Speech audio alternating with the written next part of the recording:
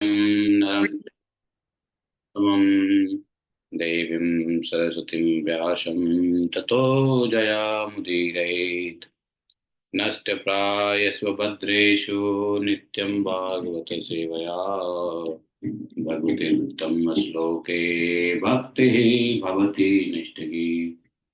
ॐ जन्मान्तस्यथोयादितर्थः चार्थे स्वविद्याशात् तेने ब्रह्महृदयादिकवये मुह्यन्ति यत् सूर्यः तेजो वारिमृदां यथा विनिमयो यत्र त्रिसर्गो अमृषा धाम्नाय सदा निरस्तकुहकं सत्यं परमं धीमहि धर्मः प्रोजितकैतोऽत्र परमो निर्मत्सराणां सतां विद्यम् अत्र वस्तु शिवदं तापत्रयोन्मूलनम् श्रीमद्भागवत महामुनि कृते किं वा परमेश्वरः सद्यो हृदवदत्ति पृथिवी शुश्रोभि तत्क्षणात् निगम कल्पतरोर्गलितं फलं सुमुखाद्द्रवितसंयुतं पिबति भागवतं रसमालयं मुहुरः रसिका भुवि भावुकाः। हरे कृष्णा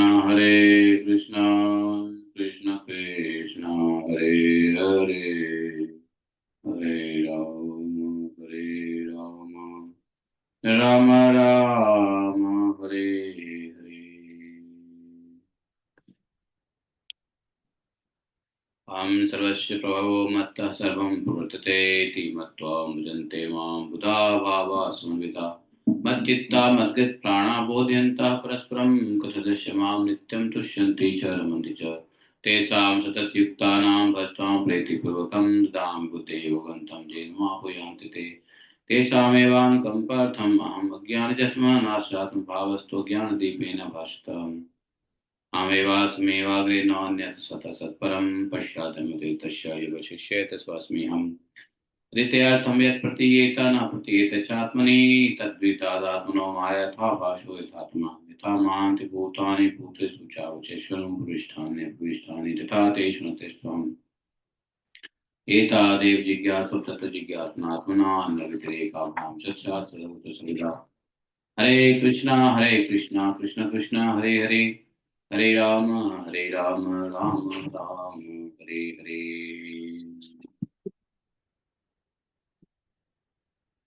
पंचम स्कंद चतुर्थ अध्याय ऋषभ देव जी का राज्य शासन। श्री सुगवाच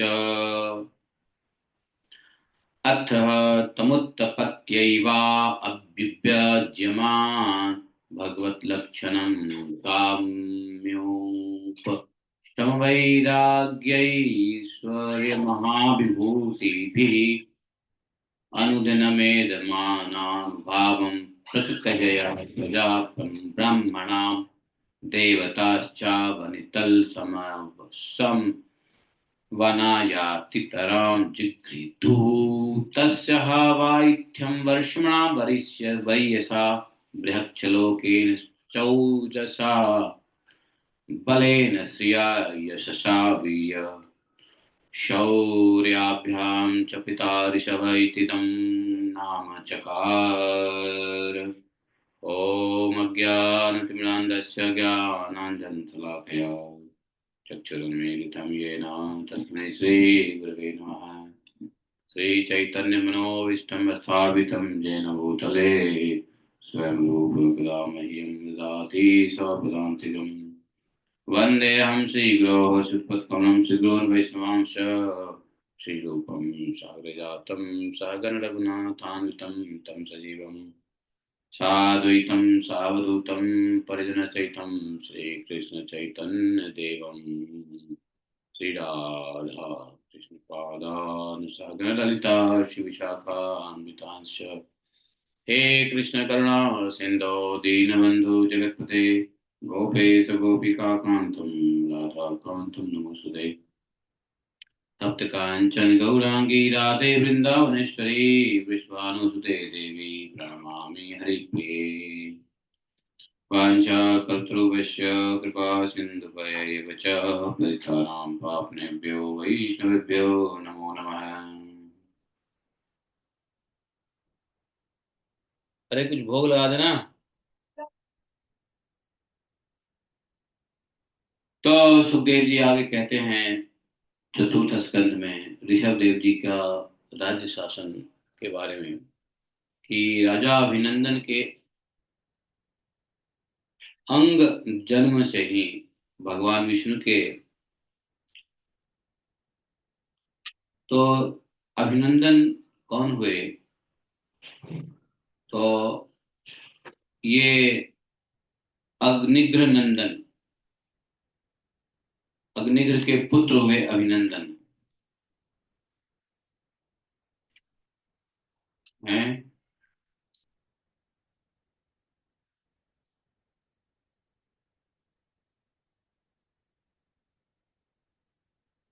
जन्म से ही उनके शरीर में, विग्रह में विष्णु तत्व के चिन्ह थे।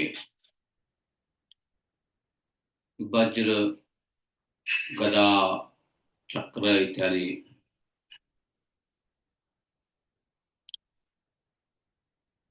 समता, शांति, वैराग्य और ऐश्वर्य, ये महाभूतियों के कारण उनका प्रभाव दिनों दिन बढ़ता जाता था। यह देखकर मंत्री आदि प्रकृति वर्ग, प्रजा, ब्राह्मण, देवताओं को बड़ी उत्तेजना, उत्कट अभिलाषा हुई कि यही पृथ्वी का शासन करे अभिनंदन।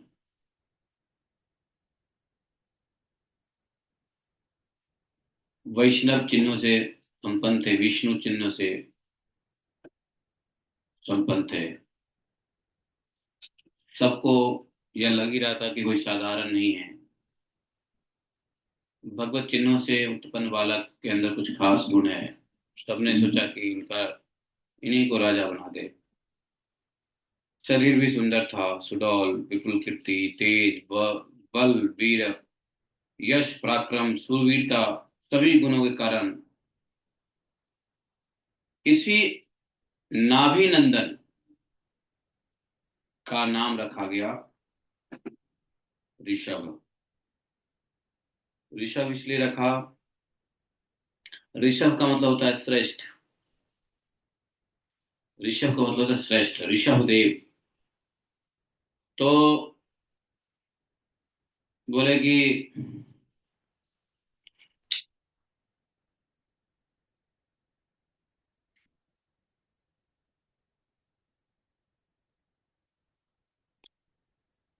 तो अग्निवीर के पुत्र हुए नाभि, नाभि के पुत्र हुए ऋषभ। क्योंकि इनका, इनके अंदर कुछ श्रेष्ठता देख करके इनका नाम ऋषभ रखा। ऋषभ का अर्थ होता है श्रेष्ठ। अब ऋषभ देव को नाभि जी ने राजा बना दिया।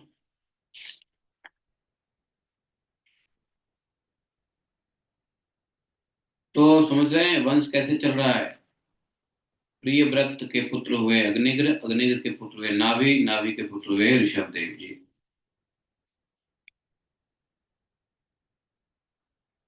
इंद्र को ईर्ष्या हुई एक बार,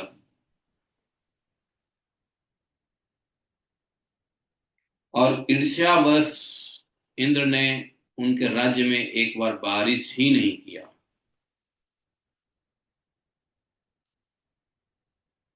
अब इंद्र को क्यों ईर्ष्या हुई? तो बोले इंद्र,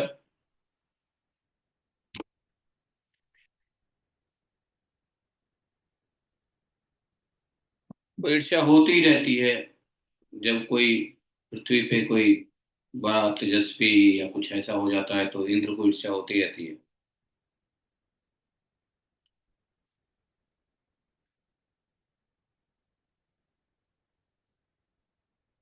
इंद्र को पता ही नहीं चला, या पता भी चला तो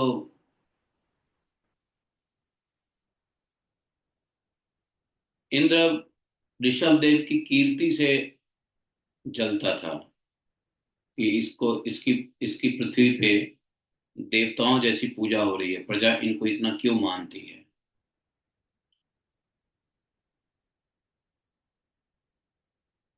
किसी व्यक्ति को बहुत ज्यादा मान सम्मान मिलने लग जाता है ना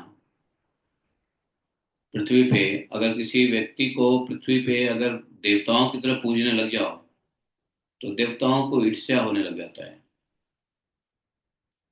ऋषभ देव जी को भी ईर्ष्या ऋषभ देव जी से ईर्ष्या करने लगा इंद्र, यह देख के कि इनको प्रजा इतना क्यों लायक कर रही है, इतना क्यों मान दे रही है, सम्मान दे रही है, पूजा कर रही है, अपना विधाता मान रही है। राजा तो प्रजा के लिए सर्वेश्वर होता ही है, खासकर जब राजा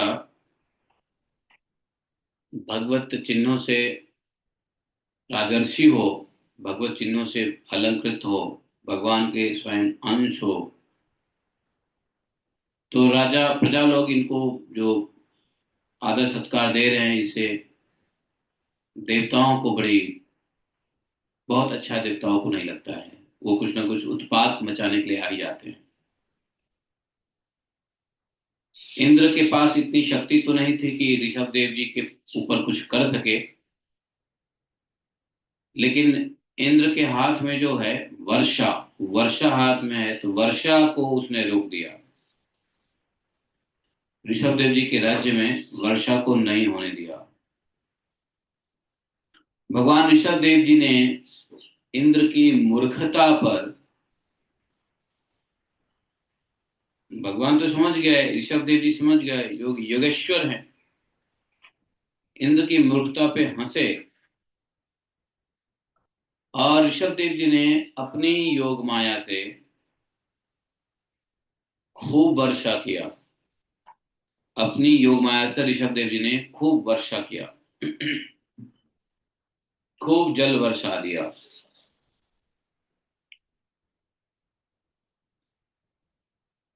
महाराज, तो राज्य कौन सा था जिसमें ऋषभ देव जी शासन करते थे? अजनाभ खंड, अजनाभ खंड। महाराज नाभि अपनी इच्छा के अनुसार श्रेष्ठ पुत्र पाकर बहुत अत्यंत प्रसन्न थे। नाभि जी ने पुत्र की प्राप्ति के लिए यज्ञ भी किया था। ब्राह्मणों ने यज्ञ किया, ब्राह्मणों ने इस प्रकार से यज्ञ किया अपने पुरोहितों के लिए, यजमान के लिए। भगवान स्वयं आए, जब भगवान आए तो पुरोहितों ने ये मांग लिया कि हमारे जजमान को आप जैसा पुत्र चाहिए। तो भगवान ने कहा मेरे जैसा तो कोई है नहीं, तो सिर्फ मैं ही हूँ, तो मुझे ही आना पड़ेगा उसके पुत्र के रूप में। तो भगवान तभी यहाँ पे आए, और भगवान ने आने का अपना एक उद्देश्य भी ढूंढ लिया कि अगर मैं आ ही रहा हूं तो फिर दिगंबर मुनियों और सन्यासी ऊर्ध्वरेता ऋषियों के लिए एक क्यों ना आदर्श स्थापित करूं, इन लोगों का धर्म बताऊं कि ऊर्ध्वरेता मुनियों को क्या करना चाहिए, दिगंबर मुनियों को क्या करना चाहिए। जो दिगंबर रहना चाहते, इतने वैराग्य हैं कि कपड़ा भी नहीं पहनते, दिगंबर रहते, जो जो दसों दिशाओं को ही अपना अंबर मानते, वस्त्र मानते, इसको दिगंबर कहते हैं। वैराग्य की अपनी अपनी स्तर होता है, लेवल होता है, लेवल। तो एक लेवल में वैराग्य ऐसा भी होता है जिसमें लोग कपड़े भी नहीं पहनते, ऐसे भी वैराग्य होते हैं। तो ऐसे वैरागियों को या ऊर्ध्वरेता मुनियों को भगवान ज्ञान देने के लिए, धर्म समझाने के लिए, उनके धर्म को समझाने के लिए भगवान ने भी मौका ढूंढ लिया कि नाभि के पुत्र के रूप में आकर के मैं इस धर्म का भी स्थापना कर ही दूं। समझे?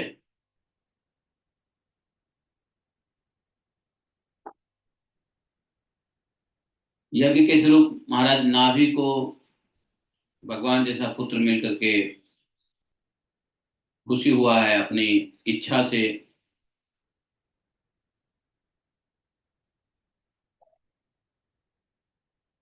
बड़े लाड़ प्यार से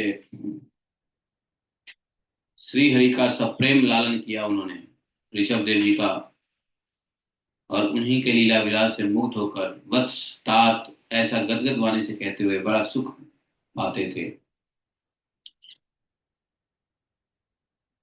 नाभि जी ने देखा कि जब उसके मंत्रिमंडल और नागरिक राष्ट्र की जनता ऋषभ देव से बहुत प्रेम करते हैं, तो उन्होंने उन्हें धर्म मर्यादा की रक्षा के लिए राज्याभिषेक करके ब्राह्मणों की देख रेख में छोड़ दिया।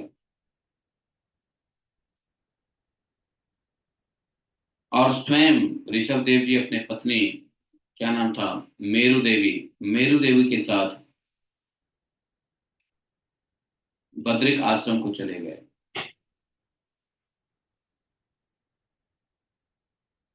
पहले लोग बद्रिक आश्रम खूब जाया करते थे, और बद्रिक आश्रम जाते थे ना, तो जीवन के अंतिम समय में जाते थे, जहां से वापस आने का कोई मतलब ही नहीं है।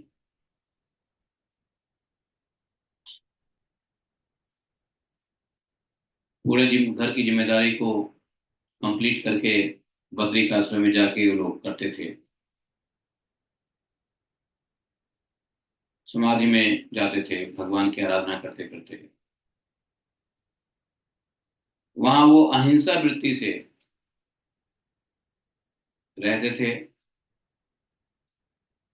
अहिंसा वृत्ति से इसलिए रहते थे कि वहां पर किसी को उद्वेग ना हो।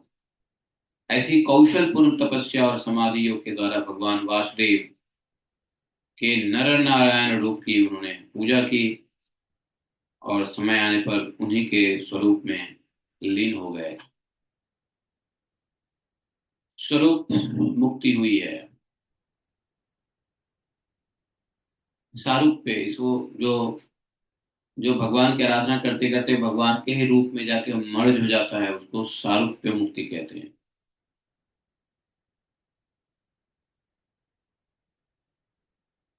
परीक्षित जी को कहा है कि हे पांडुनंदन, राजा नाभि के विषय में यह लोक प्रसिद्ध है, उक्ति लोकोक्ति प्रसिद्ध है। राजर्षि नाभि के उदार कर्मों का आचरण दूसरा कौन पुरुष कर सकता है, जिनके शुद्ध कर्मों से संतुष्ट होकर साक्षात श्री हरि उनके पुत्र हो गए थे।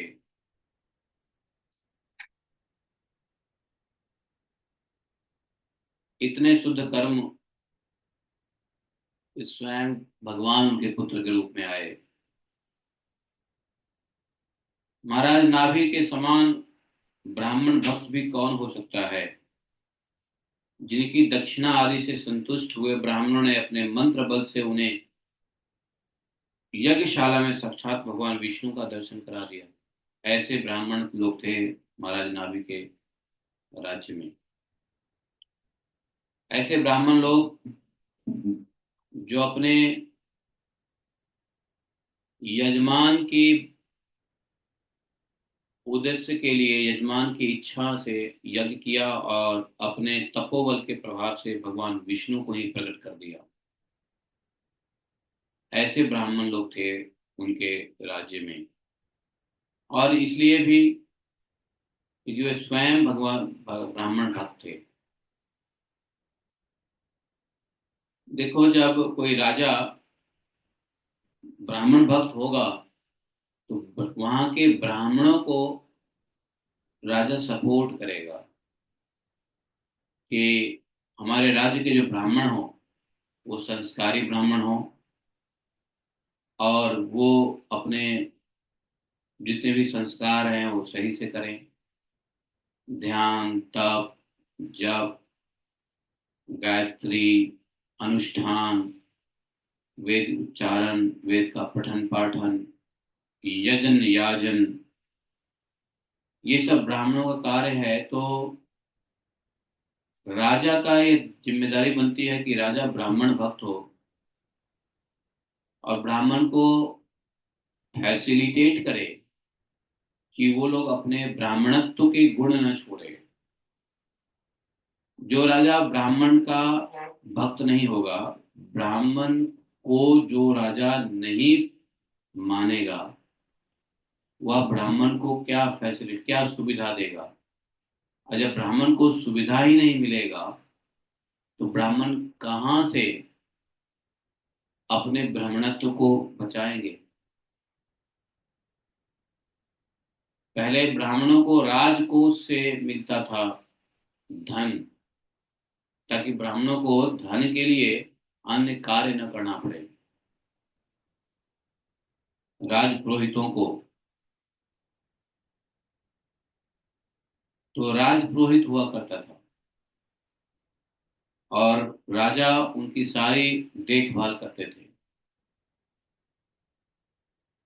सभी ब्राह्मणों को तो नहीं, तो फिर भी राजपुरोहित जो थे उनकी देखभाल तो राजा के घर की, राजा के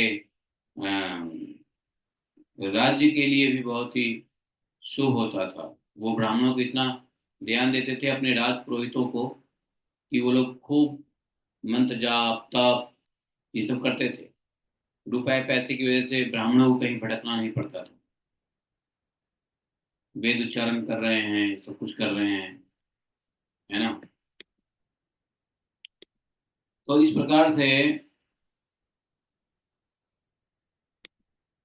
इतना ब्राह्मणों में शक्ति था कि महाराज नाभि के यज्ञ में स्वयं साक्षात भगवान विष्णु को ही पधरा दिया। समझे?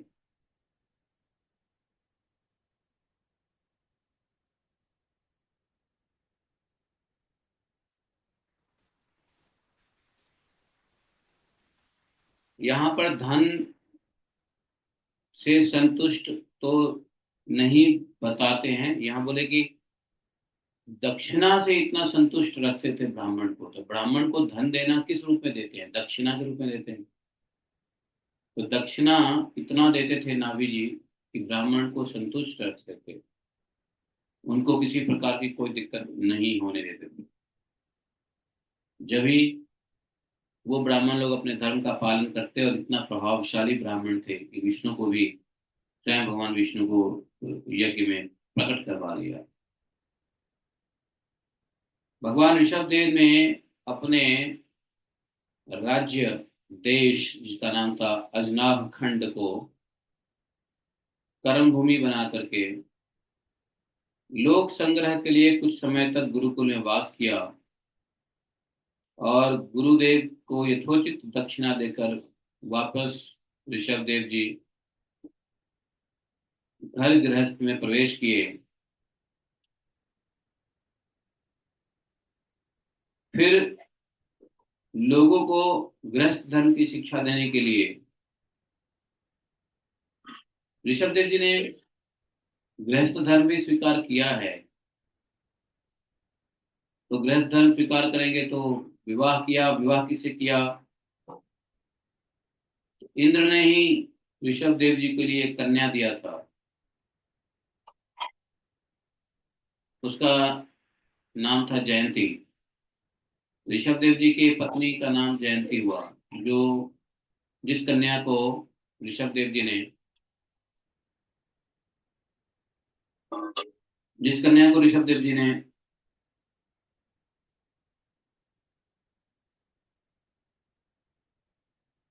पत्नी के रूप में स्वीकार किया, इंद्र के द्वारा दिया हुआ कन्या था वो।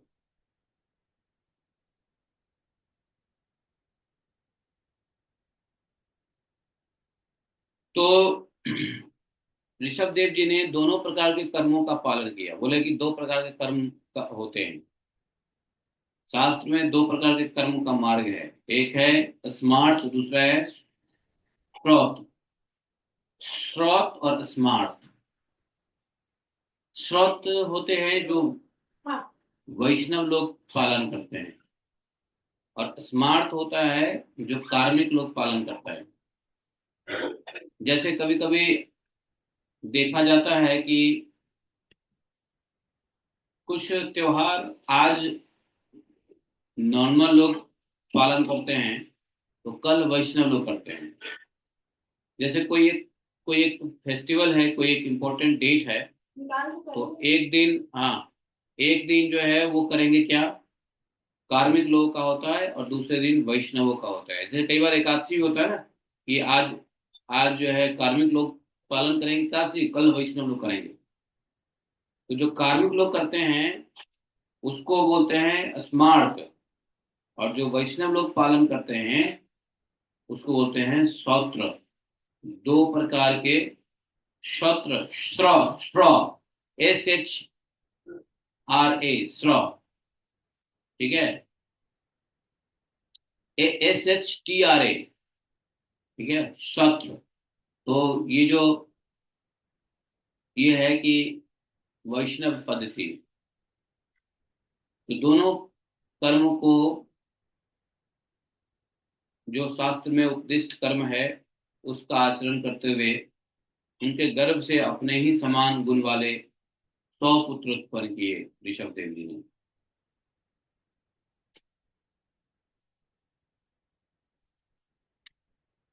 ऋषभ देव जी के 100 पुत्र हुए। येषां खलु महायोगी भरतो ज्येष्ठ श्रेष्ठ गुण आसीद्येनेदं वर्षं भारतमीति व्यपदिशन्ति। उनमें महायोगी भरत जी ने सबसे बड़े और सबसे अधिक गुणवान थे। उन्हीं के नाम से लोग इस अजनाब कंठ को भारत वर्ष भी कहने लगे। तो समझो, ऋषभ देव जी की पत्नी जो इंद्र की दी हुई कन्या थी, इंद्र कन्या, इंद्र की बेटी मान लो, उनसे विवाह किया जयंती से। 100 पुत्र हुए। प्रथम पुत्र का नाम पड़ा भरत, भरत जी बड़े हुए, और इन्हीं का नाम हुआ, इन्हीं के नाम पे उनका जो राज्य था अजनाब खंड, भरत से पहले भारत नाम पड़ा भरत के ऊपर, और भरत जी से पहले अजनाब खंड था इसका नाम, भारतवर्ष कहने लगे। उनसे छोटे कुशावर्त, इलावर्त, ब्रह्मावर्त, मलय केतु, भद्रशेल, इंद्रस्पृत, विदर्भ और कीकट, ये 9 राजकुमार से शेष 90 भाइयों से बड़े एवं श्रेष्ठ थे। एक तो भरत जी हो गए, उसके बाद 9 राजकुमार का नाम दिया तो 10 हो गए, तो 10 श्रेष्ठ थे, बाकी 90 लोग भी थे। उन लोगों से छोटे, उनसे छोटे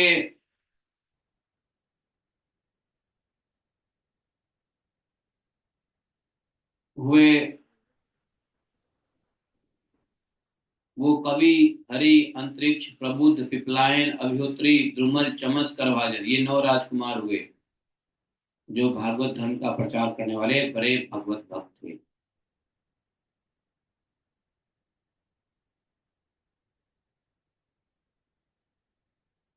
तो देखो, भरत जी के ही भाई थे ये नव नव युगेश्वर। यही आगे चल के नव युगेश्वर की कथा आएगी भागवतम में।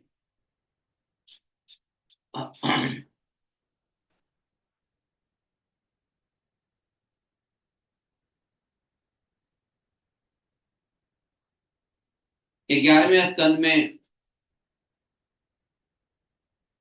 नारद जी वसुदेव जी को कथा सुनाते हैं। उसी कथा में नारद जी वसुदेव जी को ये नव युगेश्वर संवाद सुनाएंगे। नव युगेश्वर संवाद नारद जी के द्वारा कथा होगी वासुदेव जी, समझे। तो ये नव युगेश्वर जो है ये भरत जी के ही भाई थे।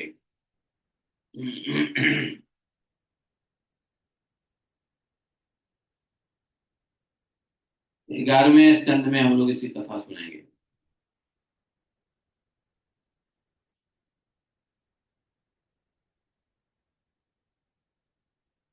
भगवान की महिमा से महिमा मंडित और परम शांति से पूर्ण इनका पवित्र चरित्र। इसके अलावा इनसे छोटे जयंती के 21 कितने पुत्र हो गए? 90 में, 100 में से एक हो गए भरत जी श्रेष्ठ। उसके बाद 9 हुए थे ये लोग, क्या नाम उसका, कुशावर्त, इलावर्त इत्यादि। उनसे छोटे 9 हुए नवयुगेश्वर। तो कितने हो गए? 18 एक 19, बचे कितने? 21, 81, 81। तो 81 पुत्र जो बचे वो सब के सब पिता की आज्ञा का पालन करने वाले, विनित, विनयी, पोलाइट, हम्बल, ओबीडियंट, ये सब वेदज्ञ थे, वेद को जानने वाले थे, यज्ञ हवन इत्यादि निरंतर करने वाले थे। और ये वे पुण्य कर्मों का अनुष्ठान करने से शुद्ध होकर ब्राह्मण हो गए। देखो, ऋषभ देव जी आए क्षत्रिय वंश में, नाभि क्षत्रिय थे, लेकिन इनके 81 पुत्र, चूंकि वो वेद करते थे, यज्ञ कराते थे, निरंतर यज्ञ करते थे, वेद का ज्ञान हो गया था उनको, वेदज्ञ हो गए थे, वेदज्ञ नहीं महान वेदज्ञ हो गए थे। तो महान वेदज्ञ होने की वजह से वो सब ब्राह्मण हो गए, शुद्ध होकर ब्राह्मण हो गए। देखो, कोई व्यक्ति यदि ब्राह्मण कुल में उत्पन्न हुआ नहीं है, लेकिन यदि वो ब्राह्मण जैसा आचरण करता है तो ब्राह्मण हो सकता है, कर्म से ब्राह्मण हो सकता है। तो कर्म से वो सब शुद्ध ब्राह्मण हो गए, कर्मों से शुद्ध हो गए, और शुद्ध होकर ब्राह्मण, शुद्ध ब्राह्मण नहीं, कर्मों को शुद्ध करके ब्राह्मण हो गए सब। भरत जी राज्य का शासन करने लगे, भारतवर्ष के राजा हो गए भरत जी, प्रथम पुत्र। भगवान ऋषभ देव परम स्वतंत्र होने के कारण भगवान थे, इसलिए स्वयं सर्वदा ही सब प्रकार के अनर्थ परंपरा से निवृत्त हो गए। वो हमेशा आनंद की भव स्वरूप और साक्षात ईश्वर तो थे ही, तो भी वे अज्ञानियों के समान कर्म करते हुए उन्होंने काल के अनुसार प्राप्त धर्म का आचरण किया। और लोगों को तत्व ज्ञान नहीं था, तो लोगों को तत्व ज्ञान कराया, तत्व ज्ञान का शिक्षा दिया, स्वयं धर्म का आचरण करके। भगवान स्वयं भक्त के रूप में आके भक्त जैसा आचरण करके जीवों को सिखाते हैं कि भक्ति कैसे करनी है, चैतन्य महाप्रभु के रूप में। धर्म का आचरण भगवान स्वयं करने आते हैं ताकि धर्म का, लोगों को धर्म के बारे में पता चले। भगवान राम जो कल आए थे, उन्होंने भी स्वयं धराधाम पे एक मर्यादित पुरुष का अवतार लेकर के लोगों को मर्यादा सिखाया। तो वास्तव में सारे ज्ञान भगवान ही देते हैं, किस न किस रूप में भगवान आकर के ज्ञान हमको प्रदान करते हैं। भगवान की कृपा ना हो तो ज्ञान मिले ही ना, और इसके लिए भगवान को आना पड़ता है, और आते भी हैं।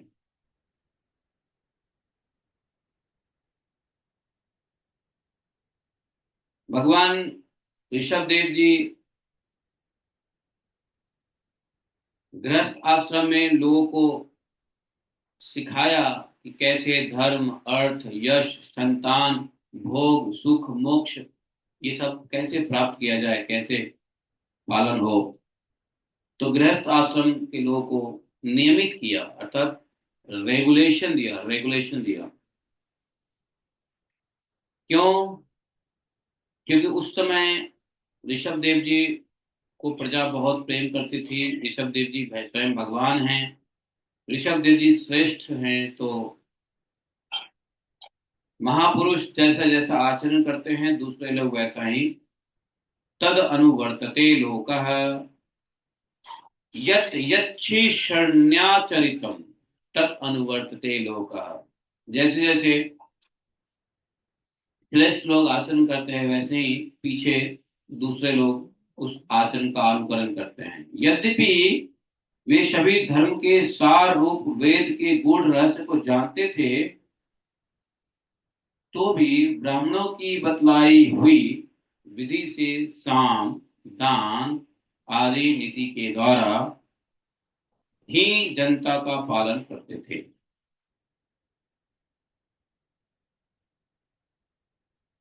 ब्राह्मण, भगवान तो स्वयं थे ऋषभ देव जी, लेकिन फिर भी ब्राह्मण के अनुसार ही निर्णय लिया करते थे। नीति क्या कहती है, शास्त्र क्या कहता है। भगवान ने ब्राह्मणों को इतना सत्कार देकर के सिखाया है कि ब्राह्मण की इंपॉर्टेंस क्या है। धर्म के गूढ़ रहस्य को भगवान खुद जानते हैं, फिर भी ब्राह्मणों से पूछ पूछ के काम करते हैं, राज पुरोहितों से पूछ पूछ के कार्य करते हैं। उन्होंने शास्त्र और ब्राह्मणों के आदेश के अनुसार अलग अलग देवता के उद्देश्य से द्रव्य, देश, काल, आयु, श्रद्धा, ऋतु आदि से शुभ संपन्न सभी प्रकार के सौ सौ यज्ञ किए, हंड्रेड्स ऑफ यज्ञ किया। नाना प्रकार के देवताओं के लिए द्रव्य, देश, काल, आयु, श्रद्धा और ऋतु के मुताबिक बहुत प्रकार के यज्ञ किया। बोले कि ये यज्ञ क्यों करते हैं, भगवान ने यज्ञ क्यों किया। यहाँ लिखा हुआ है, इसलिए किया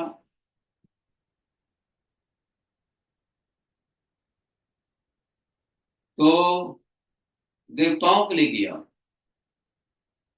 यज्ञ का उद्देश्य क्या होता है, देवता देवता को पोषण यज्ञ से मिलता है।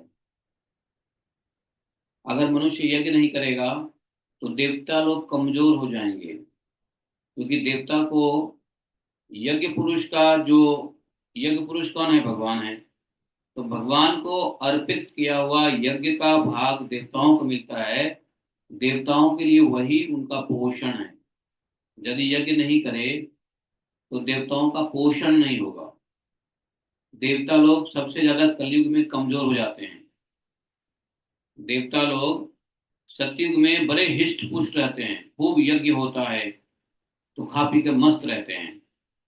उसके बाद के युग में क्या होता है, धीरे धीरे यज्ञ कम हो जाता है। कलयुग में तो यज्ञ खत्म हो जाता है तो देवता लोग बिल्कुल दुबले पतले हो जाते हैं, क्योंकि यज्ञ नहीं हो रहा है, यज्ञ में यज्ञ का भाग नहीं मिल रहा है तो क्या होगा, पोषण नहीं होता।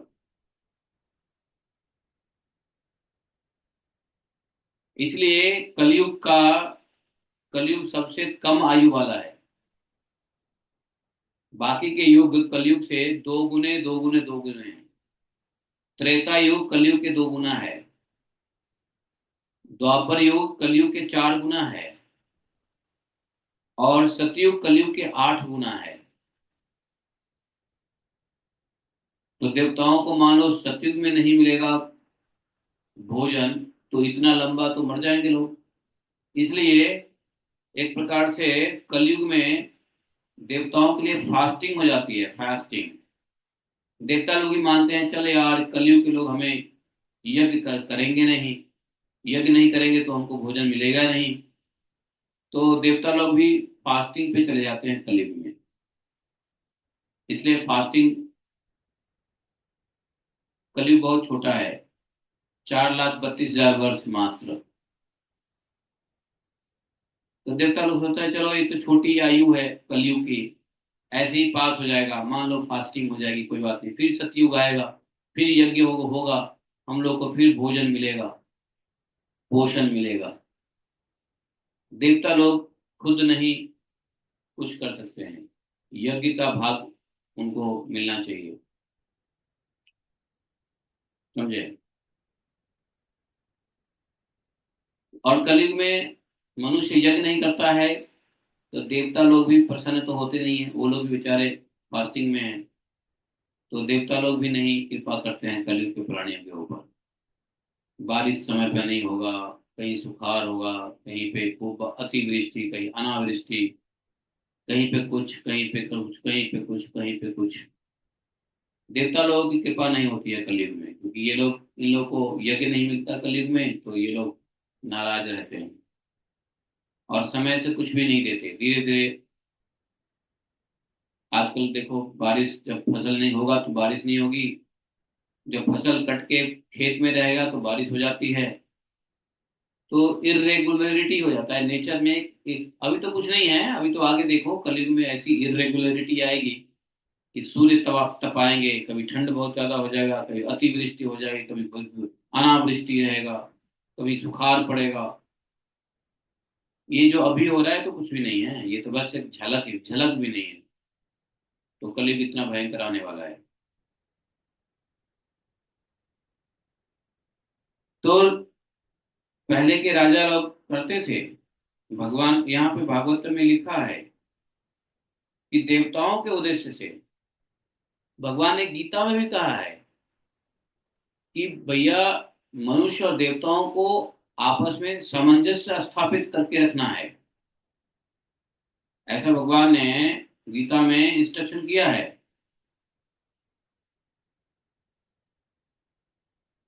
आप वो श्लोक निकाल सकते हो जिसमें भगवान ने ये बात कही है।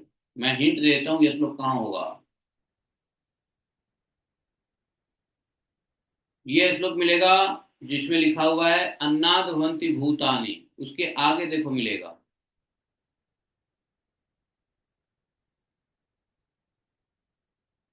समझे? अन्नाद भवन्ति भूतानि, ये तीसरे अध्याय में देखो। और इसी के आगे मिलेगा अन्नाद भवन्ति भूतानि पर्जन्य अन्न संभव, यज्ञात भवति पर्जन्यो यज्ञ कर्म समुद्भव। ये भगवान कहते हैं कि सभी जीव अन्न से उत्पन्न होते हैं, अन्न वर्षा से उत्पन्न होता है, वर्षा यज्ञ से होती है, और यज्ञ कर्मों से उत्पन्न होता है। इसके अगले श्लोक जरा एक बार देख लो। नेक्स्ट श्लोक देखो क्या है। इसका नेक्स्ट श्लोक में भगवान कह रहे हैं जो मैं आपको बता रहा हूँ कि कैसे यज्ञ होना चाहिए, मतलब यज्ञ होना जरूरी क्यों है।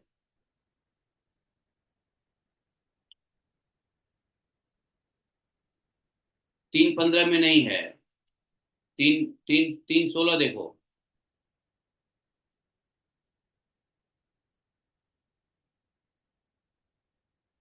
3:16 में देखते हैं क्या है। 3:16 में क्या कह रहे हैं भगवान। हाँ,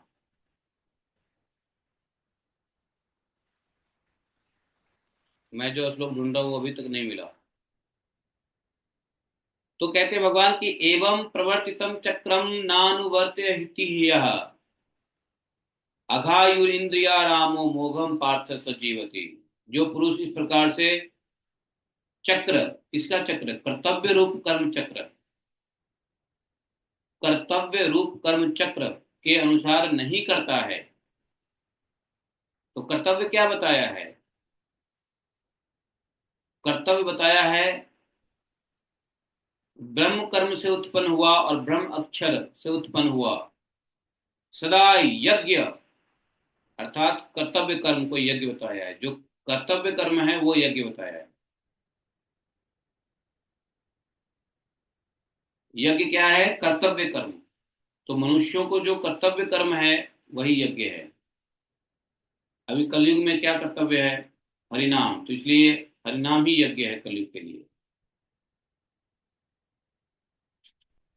तो कर्म, यज्ञ कर्म समुद्भव, यज्ञ कर्मों से उत्पन्न हुआ। और यज्ञ क्या है? कर्तव्यों के पालन ही यज्ञ बताया है। कैसा? धर्मानुसार कार्य यज्ञ कर्म है। और इस यज्ञ कर्म को कहते हैं कि ब्रह्म से उत्पन्न हुआ जानो। कर्म ब्रह्मोद्भवम विद्धि ब्रह्माक्षर समुद्भवम, तस्मात् सर्वगतम ब्रह्म नित्यम यज्ञ प्रतिष्ठितम। तो ब्रह्म, ये कर्म जब धर्म परायण कर्म होता है तो ब्रह्म कर्म होता है। और ये ये धर्म ब्रह्म से उत्पन्न हुआ है, और धर्म के अनुसार कर्म ब्रह्म परायण कर्म है। इसको बोलते हैं, भगवान ने बोला ब्रह्म अक्षर, अर्थात अविनाशी। 4:24 में लिखा है। क्या है? 424 में क्या है?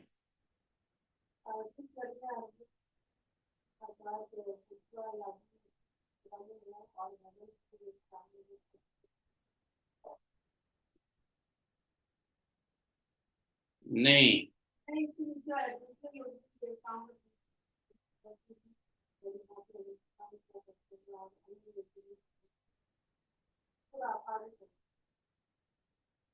नहीं, वो श्लोक अभी भी नहीं मिला जिसमें भगवान कह रहे हैं देवता और मनुष्यों को आपस में सामंजस्य बना के रखना चाहिए। वो श्लोक मुझे नहीं मिला अभी तक। कौन सा श्लोक है वो? हाँ, वो श्लोक का पढ़ना जरूरी है, भागवत गीता में लिखा हुआ है तो पढ़ना जरूरी है। ऐसे कैसे पता चलेगा? हम्म। किसी को याद आ रहा है वो श्लोक का?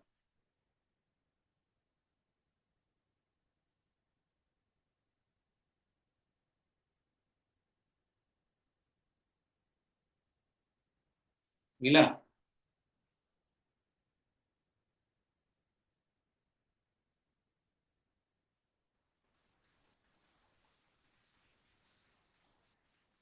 हाँ, ये श्लोक 3:11 में देखो लिखा हुआ है शायद। हाँ, यस। 3:11 देखो, 3:11।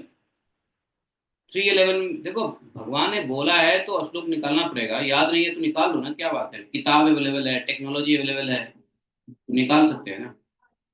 3:11 में देखो, 3:11 गीता।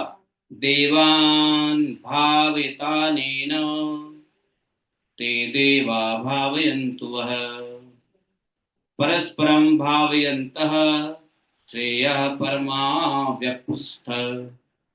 भगवान कहते हैं कि तुम लोग यज्ञ के द्वारा देवताओं का पोषण करो और वे देवता तुम्हारा पोषण करेंगे। देखा, मैंने यही कहा ना कि भगवान ने कहा था कि मनुष्य को देवताओं को पोषण करना है और देवता लोग मनुष्य का पोषण करेंगे। गीता में भगवान ने कहा है कि तुम लोग यज्ञ के द्वारा देवताओं को पोषण करो और देवता तुम्हारा पोषण करेंगे। इस प्रकार एक दूसरे का पोषण करते हुए तुम लोग परम कल्याण को प्राप्त हो जाओगे। श्रेय परमा वाप्यस्थ। हम्म, परम कल्याण को प्राप्त करोगे। तो इसलिए मनुष्य को यज्ञ करना है देवता के लिए और देवता लोगों को पोषण करना है मनुष्य का। तो कलयुग के लोग, हम लोग देवता लोगों को तो पोषण नहीं कर रहे हैं, लेकिन देवता हमें फिर भी पोषण कर रहे हैं। लेकिन कब तक करेंगे? एक समय आएगा वो छोड़ देंगे, जब भी भयंकर कलयुग आएगी। 3:11 में इस बात को कहा है भगवान ने कि तुम लोग देवता का पोषण करो। मनुष्य का काम है देवता का पोषण करना। कैसे? यज्ञ करके। इसीलिए ऋषभ देव जी स्वयं भगवान होते हुए भी उन्होंने क्या किया? देवताओं के लिए यज्ञ किया। ठीक है। इसलिए भाई लोग, हरिनाम जप करो, लेकिन देवताओं के लिए कुछ यज्ञ करा करो। ये बात भगवान कृष्ण ने ही कहा है। लेकिन देवताओं को भी यज्ञ कैसे करो? देवता लोग वो यज्ञ नहीं लेते हैं जो भगवान विष्णु को समर्पित नहीं है। इसलिए भगवान विष्णु के लिए यज्ञ करो और यज्ञ का भाग देवताओं को दो। देव यज्ञ होता है, हवन होता है, तो क्या होता है? नमो नमो विष्णवे नमः। संपूर्ण पूरा विष्णवे नमः। चाहे कोई भी देवी देवता का यज्ञ हो, विष्णवे नमः। और यज्ञ के जब हो जाते हैं तो यज्ञ में जो पूर्णाहुति होती है, तो यज्ञ के ऊपर जो चीजें रखी होती है, यज्ञ में जो फल फूल, घी, अक्षत, ध्रुवा, तिल, जौ, पंच द्रव्य, ये सब जो है, ये सब किसका रखा होता है? जब हम कोई पूजा करते हैं तो देवताओं का आवाहन करते हैं, और देवताओं का जब आवाहन करते हैं तो देवता लोग ये जो सामग्री होती है उसका ग्रहण करते हैं। तो कोई भी यज्ञ होता तो विष्णु के लिए है, लेकिन उसका जो यज्ञ का भाग है वो देवताओं को मिलता है। इसलिए दक्ष प्रजापति ने भगवान शिव को मना कर दिया था ना कि तुमको यज्ञ का भाग नहीं मिलेगा, सभी देवताओं को मिलेगा, तुमको नहीं मिलेगा। इसका मतलब यह है कि दक्ष ने भगवान शिव जी का हुक्का पानी बंद कर दिया था। मतलब भोजन ही बंद कर दिया। देवताओं का भोजन क्या है? यज्ञ का भाग। भगवान विष्णु नारायण के यज्ञ का भाग ही देवताओं को मिलता है, तो देवताओं का पोषण होता है। और वही यज्ञ का भाग दक्ष ने क्या किया था? बंद कर दिया था शिव जी का। इसीलिए तो सती अपना देह त्याग कर दिया। बाद में ब्रह्मा जी ने समझाया, शिव जी प्रसन्न हुए हैं, दक्ष को माफ किया है, दोबारा से यज्ञ हुआ है, और दोबारा से यज्ञ शिव जी को यज्ञ का भाग मिला है। देखो शिव जी कितने भोले भंडारी है। उनको भोजन बंद कर दिया दक्ष ने, फिर भी उनको कोई दक्ष से शिकायत नहीं है। उन्होंने दक्ष ने ये नहीं कहा कि ठीक है, तुमने मेरा भोजन बंद कर दिया तो क्या करें। लड़ाई नहीं किया दक्ष से। वैष्णव का गुण होता है, क्योंकि प्रसाद मिलता है तो भगवान की कृपा से, प्रसाद नहीं मिलता है तो भी भगवान की कृपा से। तो दक्ष ने भोजन बंद कर दिया था। तो इसलिए इस बात को गीता से भी समझने की आवश्यकता है कि किस प्रकार से हम लोगों को यज्ञ करते रहना चाहिए। नाम जप यज्ञ तो है ही, लेकिन नाम जप यज्ञ के अलावे भी जो यदि गृहस्थ हैं तो अन्य यज्ञ का भी अनुष्ठान करना चाहिए। और अन्य यज्ञ अलग अलग पर्व त्योहारों के मुताबिक आता है।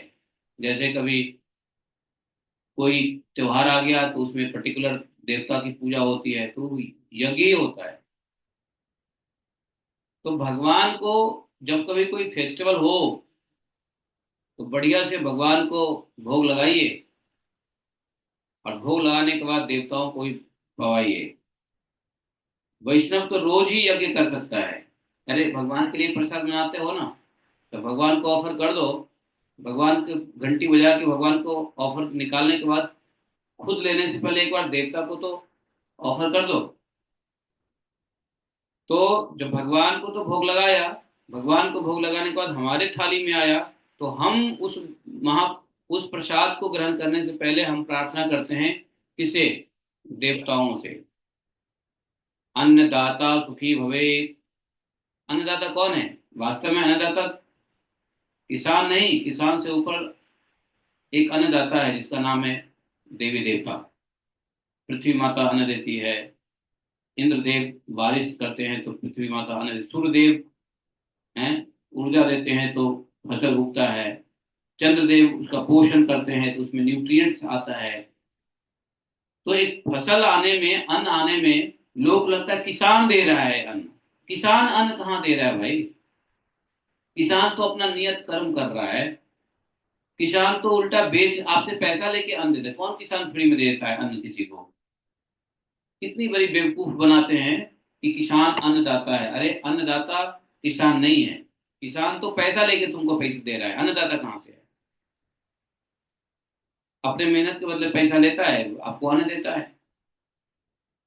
वास्तव में अन्नदाता तो पृथ्वी मैया है। वास्तव तो अन्नदाता चंद्रदेव है, अन्नदाता सूर्य देव है, अन्नदाता इंद्रदेव है, अन्नदाता अन्य अन्य देवी देवता हैं। इन सबके सहयोग से हमको अन्न मिलता है। पृथ्वी माता अपने गर्भ में बीज को पालती है, सूर्य देव फसल को ऊर्जा प्रदान करते हैं, है। सूर्य देवता पृथ्वी को ऊर्जा प्रदान करते हैं, चंद्र देवता जो है उसका पोषण करते हैं, जिसमें सभी गुण होता है। तो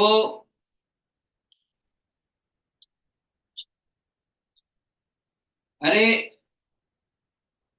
एक मिनट एक मिनट, वो लिंक है, वो लिंक पे जाओ, लिंक को क्लिक करो ना। स्टूडेंट ऑफ भागवत एक ग्रुप है, उसमें क्लिक करो। कौन है ये?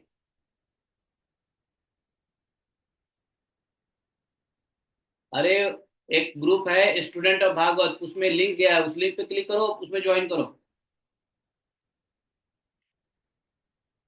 अरे व्हाट्सएप जाओ, व्हाट्सएप में जाओ, एक ग्रुप है, उस ग्रुप में खोलो, स्टूडेंट करके ग्रुप है, स्टूडेंट ऑफ भागवत, उसमें लिंक खोलो।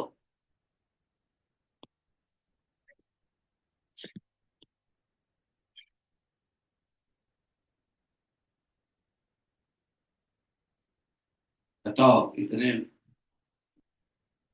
तो अब कहोगे कि चलो स्मार्ट को तो कर, जो वैष्णव नहीं है उनको तो यज्ञ पूरा पूरा करना है, पूरे कर्म कांड करने हैं, लेकिन जो वैष्णव है वो कैसे देवी देवता को संतुष्ट कर सकते हैं? तो जो भगवान को ऑफर करते हो वो पहले देवी देवता को ऑफर कर दो। अपने थाली में भोजन प्रसाद आने से पहले देवी देवता को हाथ जोड़ के अन्नदाता सुखी भवे मंत्र भी है। तो ये देवी देवता लोग अन्नदाता हैं।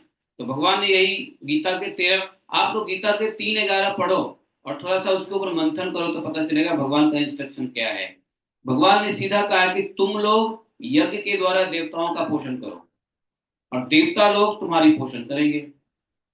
इस प्रकार से एक दूसरे का पोषण करते हुए तुम लोग परम कल्याण को प्राप्त करोगे।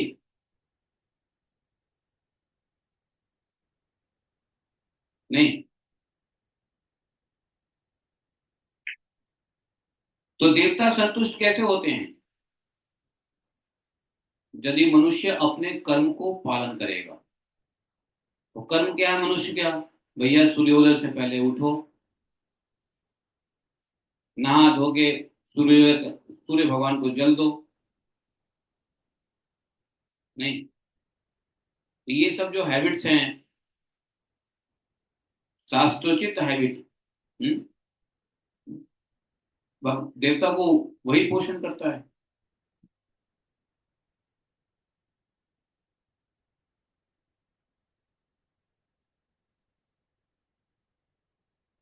देवता लोग वास्तव में है क्या? प्रकृति शक्तियों के नियंता, प्रकृति की जो शक्ति है उसके कंट्रोलर है ये देवता लोग। इंद्र, सूर्य, वायु।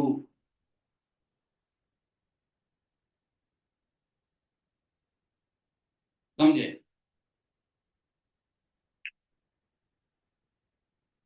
ये है।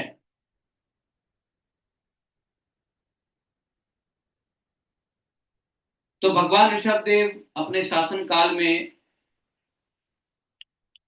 भगवान ऋषभ देव के शासन काल में इस देश का कोई भी पुरुष अपने लिए किसी से भी अपने प्रभु के प्रतिदिन दिन बढ़ाने वाला अनुराग के सिवा और कोई वस्तु की इच्छा नहीं करता था। एक बार भगवान ऋषभ देव घूमते घूमते ब्रह्मावर्त पर्वत पे पहुंच गए, सॉरी ब्रह्मावर्त देश में पहुंच गए ऋषभ देव जी।